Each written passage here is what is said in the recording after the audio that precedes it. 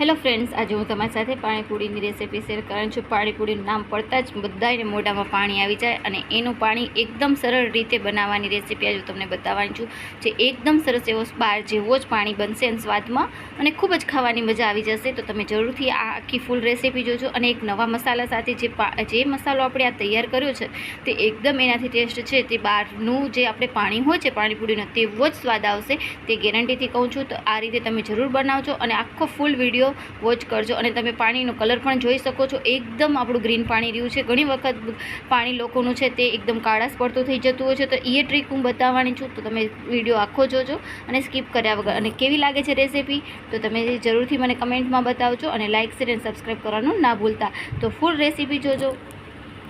તો સૌપ્રથમ આપણે પાણી બનાવવા માટે એક મિક્સર જાર લઈ લીધું છે, તેનામાં આપણે ધોયેલી છે કોથમીર લઈશું.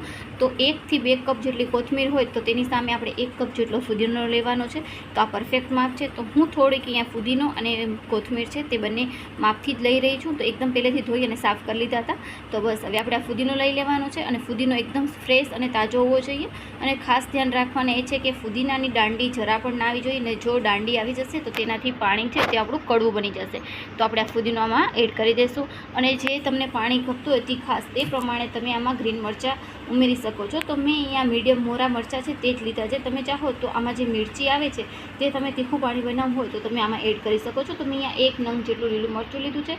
અને હવે 1 ઇંચ જેટલો આપણે આદુનો ટુકડો લઈ લેવાનો છે. તેને થોડુંક આપણે મીડિયમ સાઇઝને કટ કરીશું, જેથી આપણે પિક્ચરમાં છે જલ્દી ચર્ન થઈ જાય. તો આ રીતે આપણે કટકા કરી દઈશું. અને ખાસ જે ટિપ્સ હું તમને આગળ બતાવવાની છું તે જરૂર જોજો તમે. તો હવે આપણે આની અંદર આપણે સ્વાદ પ્રમાણે મીઠું એડ કરીશું. તો તમે જોઈ શકો છો આપણે સ્વાદ પ્રમાણે. પછી તો આપણે જ્યારે પાણી બનાવશું ત્યારે વધુ ઓછું લાગે ત્યારે આપણે આમાં એડ કરી દેવાનું છે.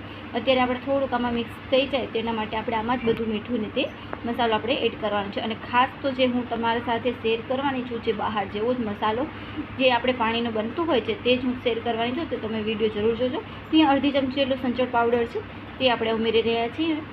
તો તમે જોઈ શકો છો. અને તમે આ જે હું ટ્રીક બતાવીશ જેનાથી આપણું પાણી છે તે કાળું નથી પડતું અને એકદમ ગ્રીન જ રહે છે, તે જરૂર જોજો.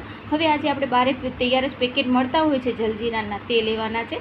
આમાં નાના મોટા બંને પ્રકારના પેકેટ મળી જશે. તો આ નાના પેકેટ છે તો હું જલ્દી સુધી નાના જ લઉં છું, જેથી આપણા જે બગાડ આપણે જે એટલું જોતું હોય તે પ્રમાણે આપણે જલજીરા ઉમેરી શકીએ. તો અહીંયા 3 થી 4 પેકેટ જેટલું જલજીરા મને જોશે. તો હું અહીંયા અત્યારે 1 પેકેટ જેટલું જલજીરા આમાં એડ કરી રહી છું. હવે આપણે ખટાશ માટે આપણે આમાં લીંબુ લેવાનું છે. તો લીંબુ હું અહીંયા 1 નંગ જેટલો લીંબુ આમાં લઈ લઈશ. પછી જ્યારે આપણે પાણી બનાવશું ત્યારે આપણે ઓછું વધુ હોય ત્યારે આપણે ટેસ્ટ કરી લઈશું. તો હવે આપણે આની અંદર હું જે તમને આગળ ટ્રીક્સ બતાવવાની હતી, તો તમે આની અંદર જ્યારે આપણે આ મિક્સ કરતા હોય તો આ એકદમ ઠંડુ પાણી છે તે મેં લીધું છે, જેનાથી જ આપણું પાણી છે તે આપણું ગ્રીન જ રહેશે અને કલર એકદમ જળવાઈ રહેશે. તમે ચાહો તો આઈસ ક્યુબ આમાં ઉમેરી શકો છો. હવે આપણે આને ચર્ન કરી લેવાનું છે. તો આપણે આમ 2 થી 3 વખત ચાલુ બંધ કરીને આપણે એકદમ સરસ એવું આપણે પીસી લેશું. તો તમારે બહુ ખાસ ધ્યાન રાખવાની કે એકદમ આપણે એક ભેગું નથી પીસવાનું, નહીં તો તે છે આપણે ફુદીનો નહીં છે તે કાળું પડી જાય છે. તો આ રીતે આપણે કરશું તો આપણો કલર પણ જળવાઈ રહેશે અને એકદમ સરસ એવો તમે જોઈ શકો છો ગ્રીન કલર આવ્યો છે. જો તમે આમાં આઈસ ક્યુબ નાખશો તો પણ ચાલશે, પણ ખાસ ધ્યાન એ રાખવાનું કે આપણે આઈસ ક્યુબ અથવા તો ઠંડુ એકદમ ચર્ન કરેલું પાણી હોવું જોઈએ. હવે અહીંયા હું પાણી લઈ રહી છું. તો આમાં 1.5 થી 2 લીટર જેટલું 2 લીટર જેટલું પાણી છે. તો એમાં આપણે આ ગ્રેવી બધી ઉમેરી દેવાની છે ફુદીનાની, અને એકદમ સરસ એવું આપણે મિક્સ કરી લઈશું. તો તમે જોઈ શકો છો. હવે જ આપણે આ જે મસાલો બનાવવાનો છે તે તમને ઇન્ગ્રીડિયન્ટ્સ બતાવી રહી છું.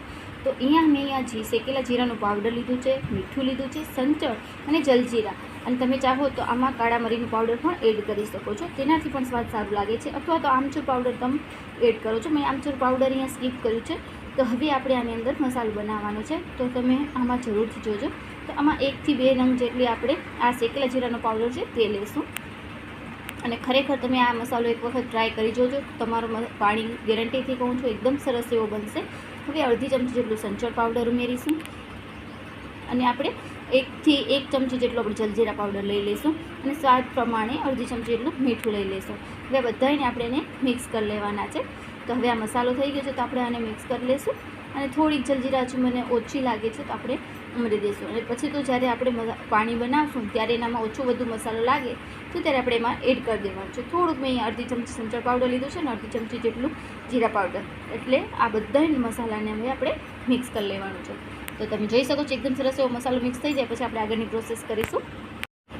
તો હવે જે આપણે મસાલો તૈયાર કર્યો હતો તે આમાં આપણે એડ કરવાનો છે. તો આ મસાલો આપણે આમાં એડ કરીશું. તો આપણે સ્વાદ પ્રમાણે આપણે મસાલો એડ કરતા જશું અને આપણે પછી ટેસ્ટ કરી લેવાનું છે. ઓછું વધુ લાગે તો આપણે એમ ઉમેરી દેવાનું છે. 2 થી 3 ચમચી જેટલું આપણે આમાં મસાલો છે તે ઉમેરી દઈશું. તમે ચાહો તો આમાં જે ખારી બુંદી આવે છે તે પણ એડ કરી શકો છો, પણ અમે અહીંયા સ્કીપ કર્યું છે, અમને નથી એટલું પસંદ. તો આ રીતે આપણે બધા મસાલાને એકદમ સરસ એવું આપણે હલાવી લેવાનું છે. તમે એકદમ પાણી ઠંડુ કરીને લેશો તો બહુ જ સરસ એવો સ્વાદ આવશે. અહીં તૈયાર થઈ ગયું છે. તો હવે આપણે મસાલો બનાવીશું. તો અહીંયા ચણા બાફેલા અને બટેટા લીધા છે, તેની ઉપર આપણે મસાલો એડ કરવાનો છે. જે મસાલો આપણે રેડી કર્યો હતો તે આપણે આમાં ઉમેરી દઈશું. 1 ચમચી જેટલું મેં અહીંયા મસાલો ઉમેર્યો છે. અડધી ચમચી કે 1 ચમચી જેટલું લાલ મરચું, જેટલું તમને તીખું પસંદ હોય મસાલો તે પ્રમાણે તમે લઈ લેજો. હવે આપણે આની અંદર જે આપણે આ પાણી છે તેને મેં ગાળી લીધું હતું. તે ગાળીને આપણે જે ફુદીનાની પેસ્ટ હતી તે જ આપણે આમાં ઉમેરવાની છે. તે વિડીયો થોડો સ્કીપ થઈ ગયો છે. તો હવે આ બધાએ સરસ એવું મિક્સ કરી લેશું. તો આનાથી જે ફુદીનાનો આપણો છે, આપણે પાણી હંમેશા ગાળતા હોય છે, ઘણા લોકો નથી ગાળતા, તો આપણે પાણી ગાળશું તો જે એનો ફુદીનાનો ને જે આપણે ધાણાનો હોય છે પલ્પ, તે આનામાં મસાલામાં એડ કરશું તો એનાથી સ્વાદ બહુ જ સરસ લાગશે. હવે આપણે તૈયાર છે પાણીપુરી અને હાલો ચલો હવે ખાવા આવી જાઓ બધા. અને કેવી લાગી રેસીપી પ્લીઝ કમેન્ટમાં જરૂરથી જરૂર જણાવજો અને એક વખત જરૂર ટ્રાય કરજો. પાણી ખરેખર બહાર જેવું જ અને એનાથી પણ વધારે સ્વાદિષ્ટ એવું પાણી બનીને આપણો તૈયાર થશે જો તમે આ રીતે બનાવશો તો. તો હવે આપણે આ પાણીપુરીનું પાણી તૈયાર છે. તો વિડીયો જોવા માટે આવી રીતના જ બનતા રહેજો મારા સાથે. અને કેવી લાગી રેસીપી પ્લીઝ કમેન્ટમાં જરૂર જણાવજો. Thank you so much.